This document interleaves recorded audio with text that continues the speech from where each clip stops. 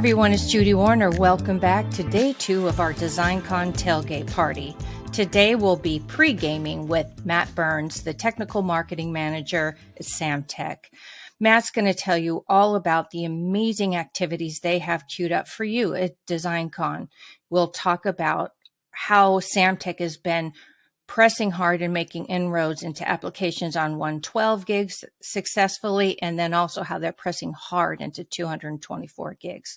We're also going to talk about the presentations they'll be giving, the superstars they'll bring in, people you know like Istvan Novak, Scott McMorrow, and Matt himself will be presenting.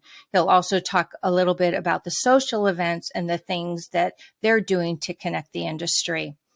Remember, if you haven't signed up for DesignCon yet, you can get a 20% discount by using a promo code Judy, all caps Judy, and take your 20% off, and I hope to see you there. Now let's jump into this conversation with Matt Burns of Samtec. Hi, Matt. So good to see you. Thanks so much for joining on the podcast today. Judy, good afternoon. It's really good to be with you again, as always, and as we look forward to spending some time with you and your listeners as well.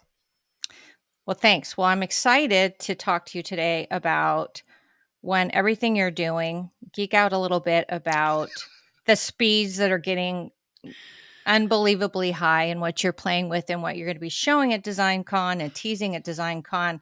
So that's why I wanted to have you on today. So before we get started, though, for, the 6 people who may not know Matt Burns, why don't you introduce yourself, your industry background, and just give us a high level about Samtec?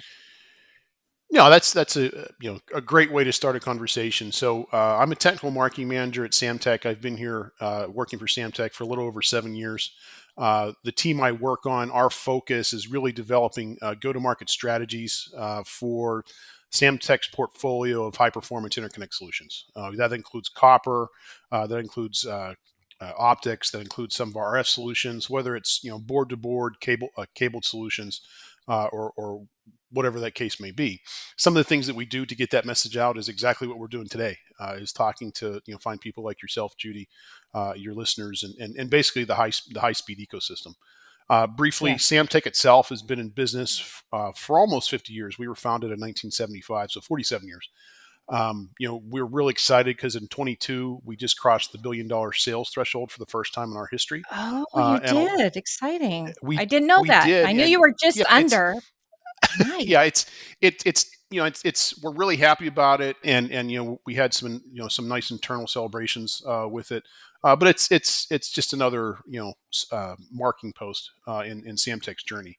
So the company really got started in the 70s, focused on customer service in terms of product customization and coming up with unique ways to do business with customers and things like that, and that whole focus of sudden service, which is our term for it internally, really manifests itself in everything we do. So, we, in a nutshell, we really work with our customers, Judy, try to understand what their needs are, and then come up with a solution that works not only technically, but also from a business standpoint as well. What's the support that's needed?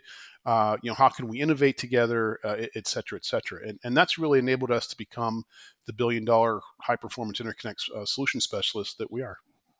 Well, and so I've talked to some of your other experts there, and they sort of taught me about the sudden service philosophy. And I said, it seems like an old-fashioned idea, right? When we do robots, AI, and all this stuff, like we don't want to talk to you, customer. And you guys are the complete counterintuitive opposite of that. But I think people love it. And I'm sure that that's reflected in your sales. So I was just saying either I'm old and appreciate it, but I know from all the engineers I know, it's like, who do I talk to? Like, I want to call Matt or call Joe, like somebody to get this implemented, right? And not read another bad data sheet, or not that you guys do it, but there's a lot of bad info out there. Sure. I think that point you make is well received. We tried really hard to have person-to-person communication. I mean, obviously, we can't interact personally with 100,000 customers, but that's still that that sudden service principle really dictates how we go to market. Whether it's dealing with some of our technology partners or our tier one customers to a startup or even a student or a tinker in his garage. We really try to provide the tools that all our customers need, whether online, in person, technical support, whatever the case may be, and that's really resonated. Like you mentioned, Hmm. I think that's enabled us to grow our customer base, grow the relationships we have with existing customers, and Hmm. continue to the best we can to Yeah. support customer of all sizes. Yeah. I love it. I think it's a winning model. Whether I'm old fashioned or not, I think you guys are the proof that it works and it's effective. Well, thank you. We appreciate that. Yeah. Well, when I first launched the ecosystem podcast, all my, kind of thought leader buddies, friends that we share in common, like, have you talked to Matt Burns yet? Have you talked to Matt Burns yet? So I'm really excited. Like, I have Matt Burns today, and I know you put out a lot of technical content and you have a lot of respect. So I'm excited to talk to you particularly about DesignCon because you guys are always all over that show and technical sessions and product launches. And so, why don't we start unpacking, sort of give our listeners and viewers a sneak peek of what Samtec's up to at DesignCon this year? Yeah, we'll be happy to do that, Judy. And first of all, thank you for the kind words. They're very, very nice, and I guess it's proof positive that $20 bribes or shots of alcohol work for everybody. So I'm kidding, of course. Don't I They don't. work on me. I'm just saying. I'm kidding. I don't bribe people. Honestly, I don't. It's just a joke. But no, getting back to your question and the reason we're here talking about DesignCon. Obviously, that's the epicenter of the high speed world. Whether you're in the Mhm. semiconductor space or the high performance interconnect space like Samtec, IP, test and measurement. It's definitely the Super Bowl, if you will, of Yes. high speed design. And we're real excited about DesignCon 2023, just like we are for every DesignCon.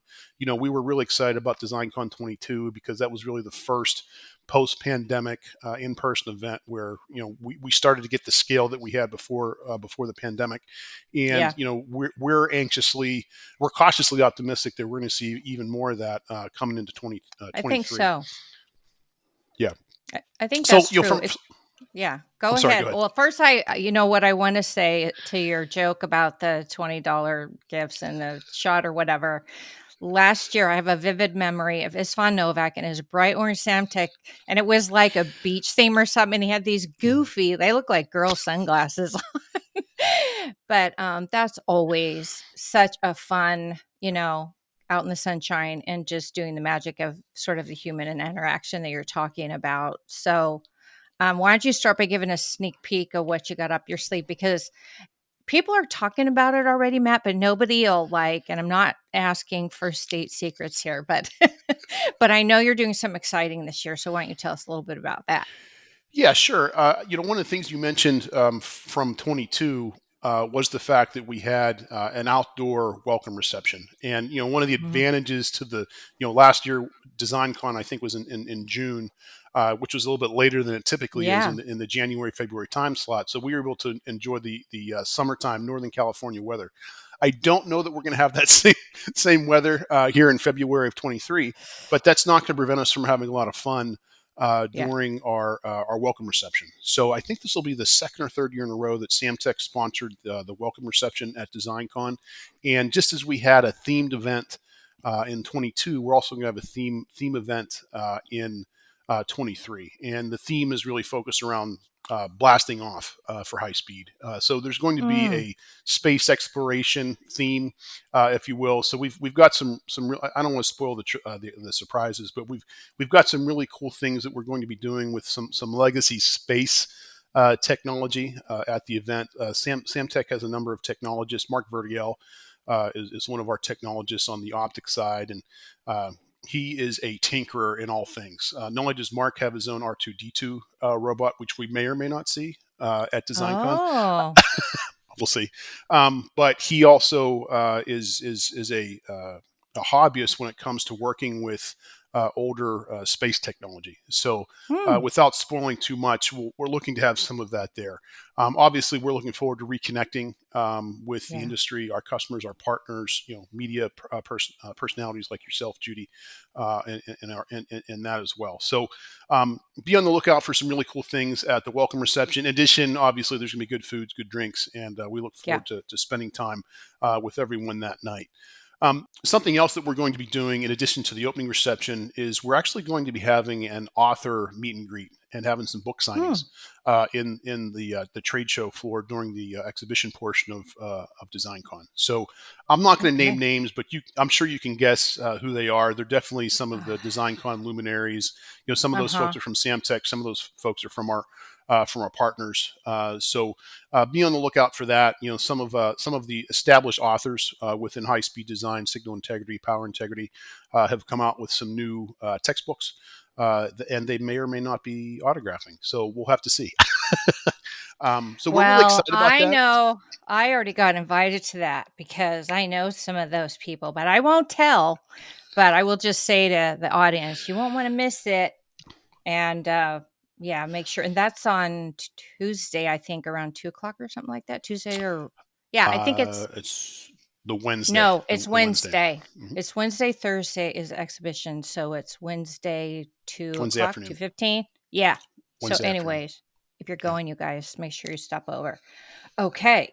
So let's talk about I was but when we were preparing for this, I was, just kind of amazed. And of course, the pandemic made us feel like, I don't know, we fell in a hole for a couple of years. But before the pandemic, I remember maybe a year before interviewing people like, I think we can get to 112 gigabits per second. We're out on the edge. And now you're telling me, oh, yeah, we do that all the time. So, you know, out there, like, what have you done over these last 3 or 4 years in regards to 112? And what are you showing? What are you launching? Like, what are you excited about right now?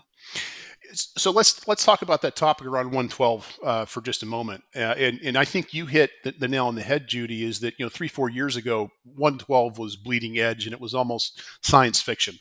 Yeah. But as with so many things in this industry, eventually science fiction becomes reality. Hmm. So, what we're going to be focusing in on at DesignCon for 112 is really the depth of the product portfolio or the solutions that Samtec offers for interconnect up and down electrical channels. So we're going to have a number of product demonstrations. We're going to have a number of technology presentations that really focus on 112 up and down the signal chain. So, just briefly from a product standpoint, Samtec has a number of front panel solutions. Obviously, our flyover QSFP, QSFP-DD, QSFP DD800 supports 112 and beyond. We're looking at some of those solutions for 224. We're working on OSFP solutions, which is moving towards 224. We have some proprietary front panel solutions that we call Nova Ray IO, which is based on the unique contact design of our Nova Ray, our flagship Nova Ray mezzanine and cable solutions. Then we look at midboard. Obviously, one of the benefits of Samtec's flyover technology is the Hmm. fact that we the idea is get the signal on the PC as quickly as possible. And while at 224, you're looking at copper or optics directly on the package. At 112, we have a number of ASIC adjacent connectors that Mm. keep the trace length between the package or the BGA ball and the interconnect going through the PCB very short. So some of those solutions, obviously Nova Ray is our highest performance solution, has the best crosstalk out to higher frequencies. We also have our Accelerate HP, which is the densest interconnect solution that we offer. And then we also have the industry's slimmest solution which we call SciFly, and SciFly is designed to be the 8 or 16 channel, but it's only about 3.7 millimeters high, so it fits right next to the ASIC, but underneath the heatsink. So Oh, when wow. looking, so when looking at ASIC adjacent, we have slim, we have density, and we have high performance with those three products. And then lastly, at 112, we also focus in on cabled backplane solutions. Cabled backplanes, it's been all the rage from a conversation standpoint. Um, we're starting to see practical implementations of cable Mm. backplane on high performance computing, AI, ML type system architectures, a little bit of supercomputing. So that really uses our XMAX backplane cables, and then tying the backplane to the front panel is also using our flyover technology. And then there's still need for traditional mezzanine style applications. So our Nova Ray, our Accelerate HP, some of our other solutions will support 112 to over mezzanines as well. So we have a number of demonstrations we had last year. Some of those we're bringing back this year, and Mm-hmm. then we have several other demonstrations working with either with our test and measurement partners Oh. or our Mm-hmm. IP partners or our semiconductor partners to show real world channels at 112. So we're real excited about that technology, and we anticipate that our customers will be customers, partners, the industry as a whole will be interested to see what we see or see what we have for Yeah, design and coming up. And I love that you can see it performance-wise too, Mhm. not just the physical, "Isn't this a cool looking flyover cable?" But you can see the performance of it. At least I like that. I think engineers like that too. So I always have fun coming to your booth to see all that stuff. So I always, again, like going by and seeing all the toys, and I'm sure engineers do too. So you mentioned something about like data centers, AI, supercomputers. Like when you're going, like what are the key applications for those speeds as you're actually seeing implementations happen? That's a great question, and I think it really depends upon the customer or the application that the customer is working on, or maybe the industry as a whole if it's a standards based solution. Yeah. It's one of the things that we find data center infrastructure or data center system architectures are very similar, right? You've for an Ethernet switching application, you've got some sort of Ethernet switching from one of the from the IC providers. How do I get 32 to 36 ports out to the front panel? How do I cool it? How do I power it, et cetera, et cetera. And obviously Mhm. there's a ton of design challenge that goes into that, but there's very similar architectures from generation to generation. I And see. flyover technology, our interconnects, not only what we provide but also the rest of the industry provide, is designed specifically for optimizing those type of applications or server design or things like that. One of the things that we really find interesting, though, when it comes to 112 and some of these emerging applications, more specifically A- AI, ML system Mhm. architectures for data centers, supercomputing solutions, high performance computing solutions. The system architectures are really optimized at the application level, uh, where the solutions are going to be implemented. So Mm. system architectures are changing. System architectures are always advancing, and you know, going back to our business model of sudden service, Judy, it's Samtec's sales team, our technology specialists, our applications engineers. They work with our customers almost on a one-on-one instance to understand their needs and then Mhm. propose a solution that's equitable both for the customer and for us. Um, so I think when you look at the scalability and the flexibility of our solutions, especially our flyover technology, in Mhm. essence, we have the best performing twin X cable in the industry. You tell us what connector you need on one side, you tell us what Yeah. connector you need on end two, and we'll go make it for you. And then we'll back that up. We'll back that up with the signal integrity support that you need, or the power integrity support that you need, PCB layouts, breakout regions, test data. We'll provide the SI evaluation kits. Sometimes we'll even work with customers to actually create the entire signal channel both virtually so that we can simulate it, as Mm. well as creating something that we can test in the lab or allow the customers to test in the lab. So I think going back to that sudden service differentiation Yeah. and the need for bespoke interconnect solutions, that's Mhm. what really sets Samtec apart, and I think allows us to be such a leader in the high speed or high performance Mhm. interconnect space.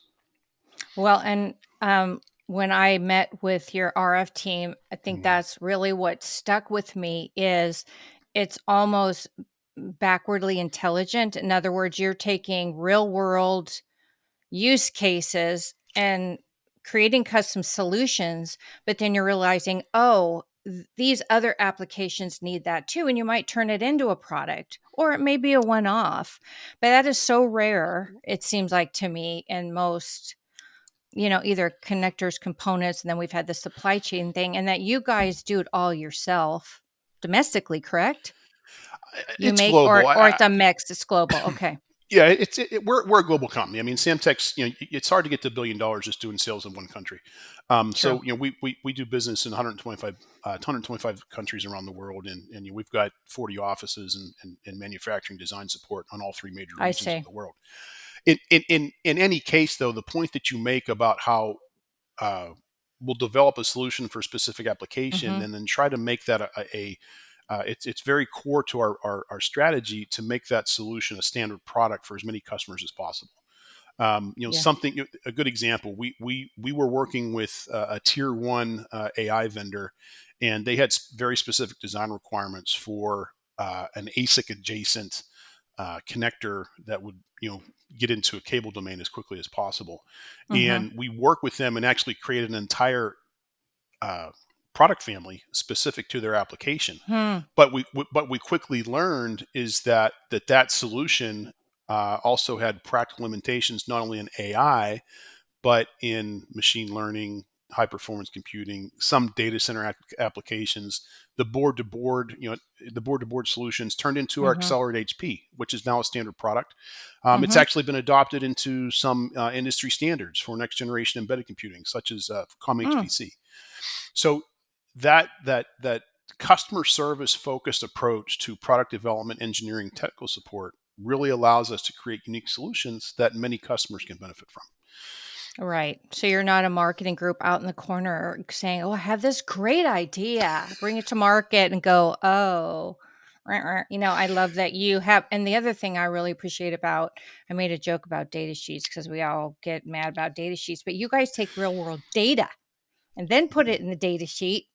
So we love you guys for that too, Thank you. because what a mess that can be. We've said how hard 112 is, but you're talking to me about, proof of concept things that you're doing in 224, which breaks my brain and how that gets done. So can you unpack that a bit and what that entails to pull that off? Sure.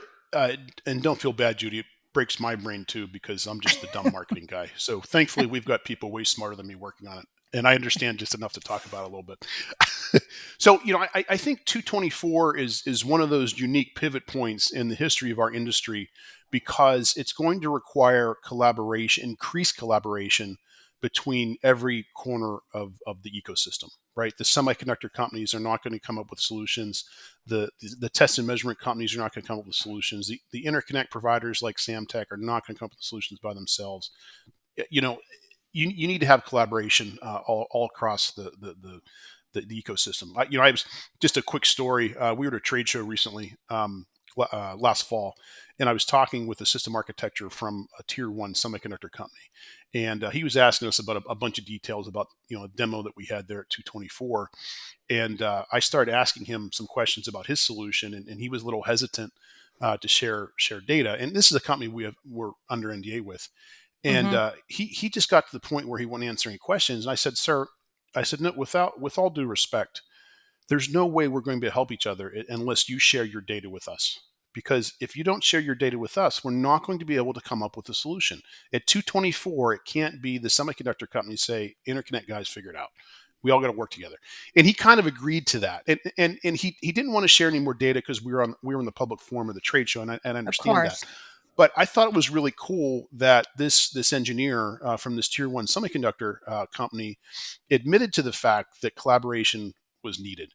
And when you look at it, getting a 224 gigabit signal from a transceiver, from a die to a substrate, and then from a substrate to a package, and then from a package to a termination, from a termination to a pin, and then pin to the PCB, and the via, and to the trace, and to the connector, and all the transitions in the connector or the cable.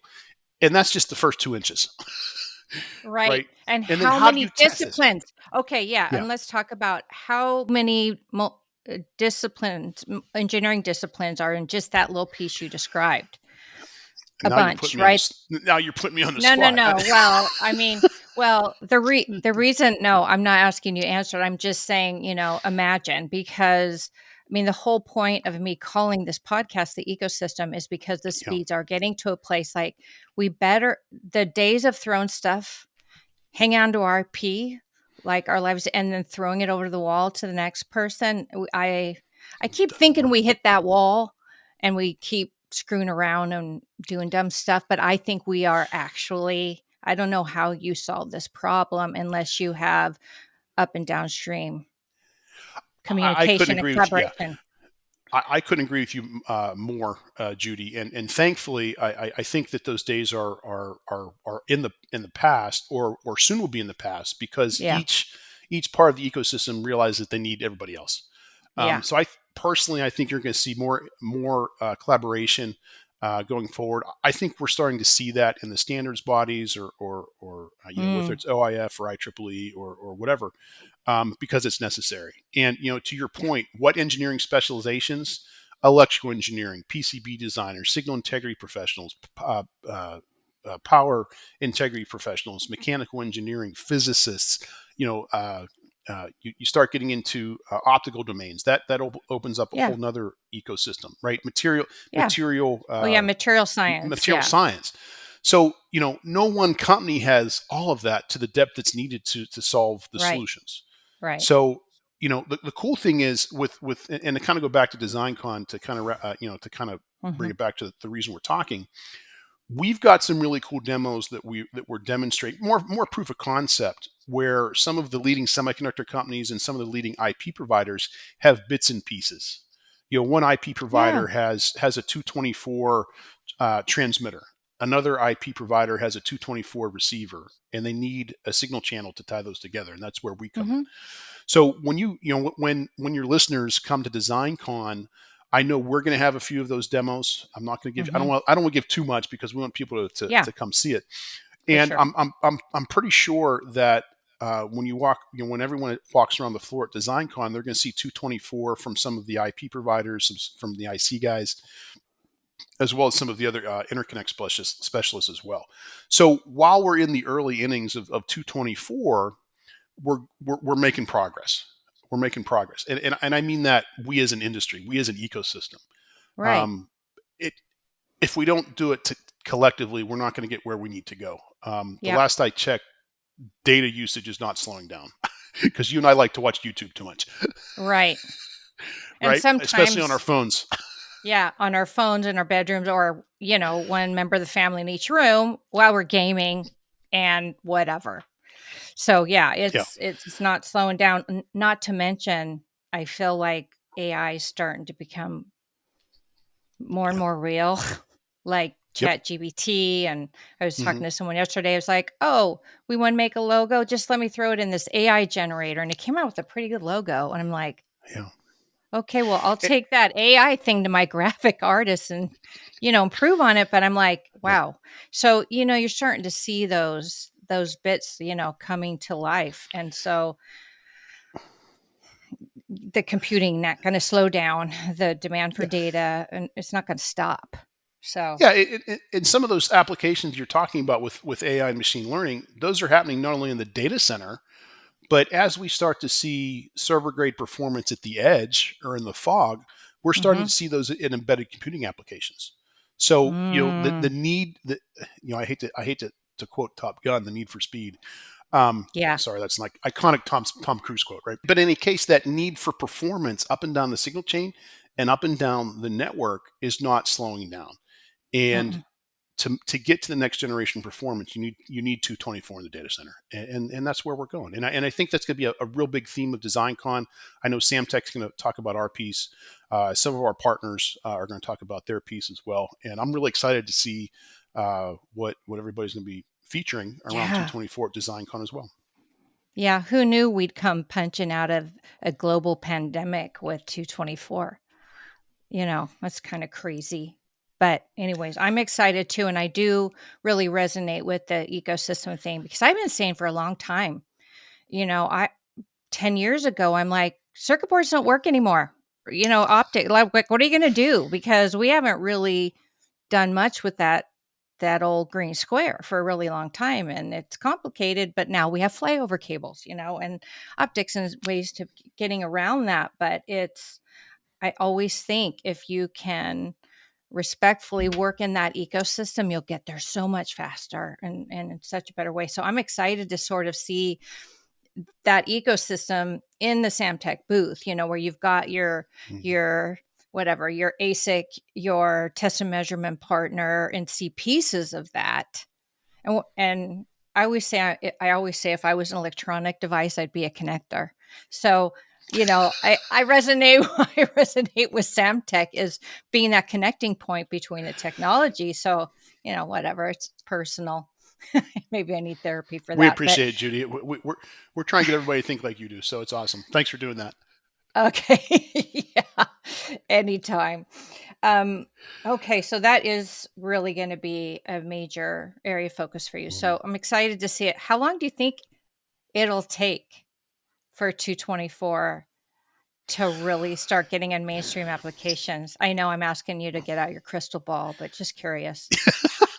Well, you know what? That to me, that's kind of one of the great running jokes about being in marketing, because I can always forecast and just change my forecast every 3 months because the assumptions change.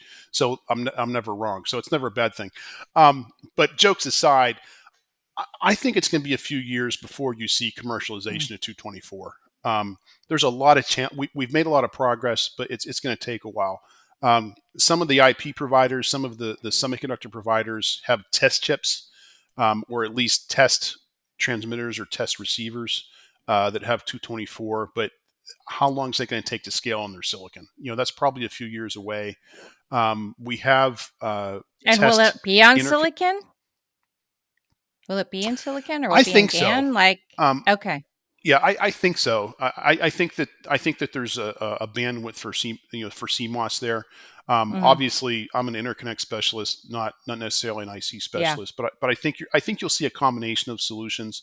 Obviously, people are talking about optics directly on chip. Is everything going to turn into photonics? I Right. think there's a path forward, at least for short distances, for copper at 224. We're betting on it.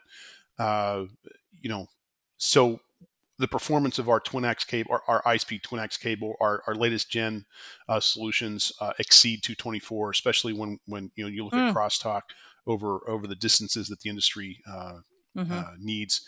So I think there's a path forward there. But really, going back to your original equation, your original question of commercialization, I'd be hard pressed to see it in the next 2 to 3 years. That's just my opinion. We'll see design activity. Hmm.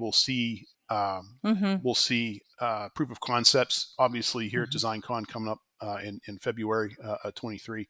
But commercialization, I'd say, is probably 2 to 3 years away minimum. Okay. Fair enough. Yeah.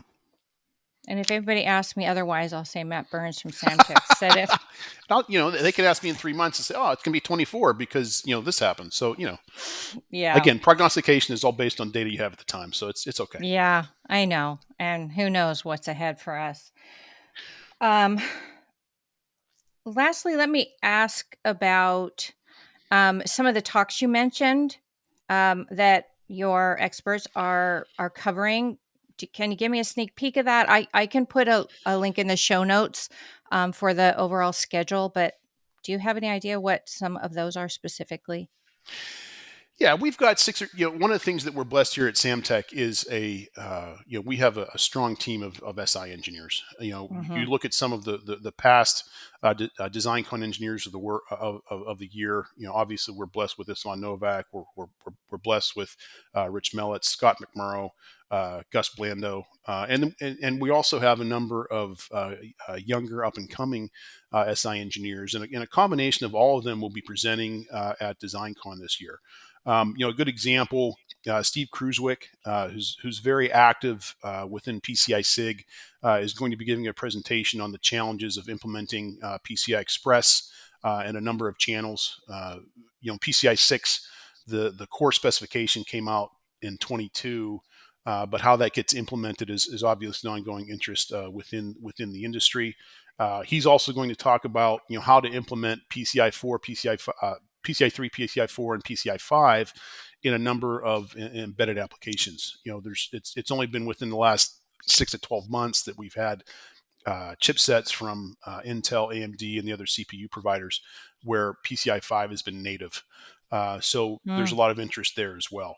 Um, I am actually going to be presenting with Rody and Schwartz on some of the technical challenges of 112 GPM4 on the front panel, how to Hmm. implement how to implement that, how to test that, and how you can correlate data between simulation and tested data.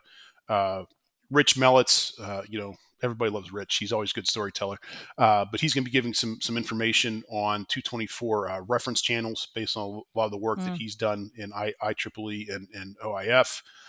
We have a panel that Istvan Novak is leading up, moderating, talking about why power integrity is such a specialization. There's a few other presentations we have where our SI leaders will also be be presenting. So we're real excited about that.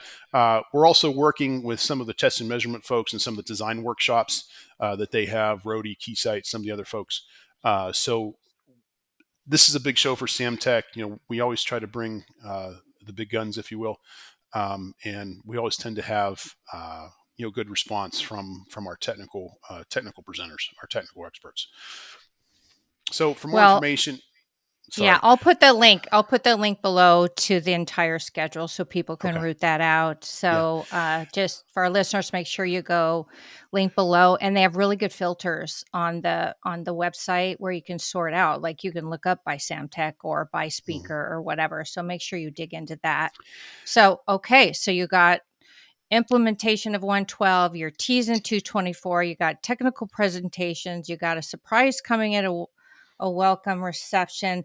Oh, I want to hold your feet to the fire a little bit, Matt. So last time I talked to some on your RF team, they said you'd be coming out or updating a new signal integrity handbook. Is that coming out? Inquiring minds want to know when they can get You must have a good source with inside of Samtech, so I'm not going to ask you to spill the beans on who that is, but whoever said it. that to you is correct. We've Great question. Samtec has had an SI handbook that really is aimed at two things. One is to enable beginning engineers to understand the basics of SI 101 and an easy to read online tool. Obviously, this is not going to be the same as taking a graduate level, Right. master's level class with Eric Bogatin, or this is not the same level as his textbooks or some of the other industry luminaries. But it's designed to be a quick read to give someone a foundation to move forward. The second thing is that our SI specialists answer over 200 technical questions a month, and a lot of them are SI 101. So it's designed to be a resource that our customer support team, our technical support team, can point to. So the challenge we've had is we haven't updated that thing since 2007. So it was a little bit dated. And obviously, Yeah, there's been a just a lot of little. advances made in SI supports. So we've spent Yeah. the last year or so working with a number of our SI specialists to update this SI handbook. We are going to have it released and online for DesignCon. We will have printed copies available for those that are interested in taking it. Obviously, they can stop by the Samtec booth, booth number 939 at DesignCon. And then we'll make it available online in the very near future as well. So we're real excited about that, and we plan a lot of educational and marketing tactics, Mhm. educational tactics around that throughout the year as well. So thanks for bringing that up.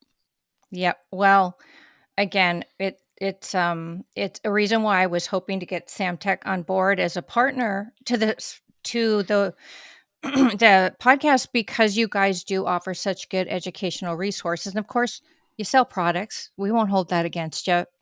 But they happen to be really good products, but you also provide, those tips and tricks to actually implement and have good fundamentals so you can kind of take some of the headache and the learning curve out of the mix. So for our listeners, if you have not listened to Geek Speak, I'll put that in the show notes for you as well. And I'll go hunt down some of those resources for you because that's how they came on my radar was I started seeing Geek Speak and getting to know Scott McMorrow and on and on and on. And I'm like, this is like a treasure trove for engineers. So I highly encourage you to go see that. Well, Matt, thanks so much for giving us a sneak peek of your show. And thank you for all the incredible work you do. And congratulations to Samtech for hitting that big number in 2022. And I hope you have a really great, great show.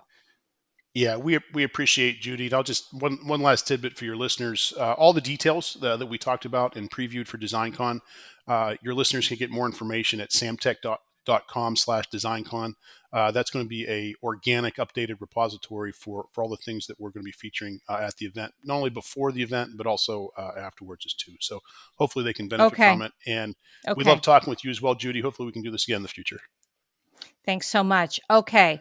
Thank you for reminding me about the DesignCon page. So for our listeners, there is a dedicated landing page that Matt just reminded me of. I'll make sure that's below, and it'll be your one stop for everything we've discussed today. And thanks so much for tuning in today. If you are at DesignCon, make sure you stop by the Samtec booth and then come over and see me. I'll be podcasting from the show floor right now. My booth number is 680, but they said they might move me. So just look at your map. You can find me. So thanks again for joining us this week. And we hope you enjoyed the show. We hope to see you at DesignCon. Until then, remember to always stay connected to the ecosystem.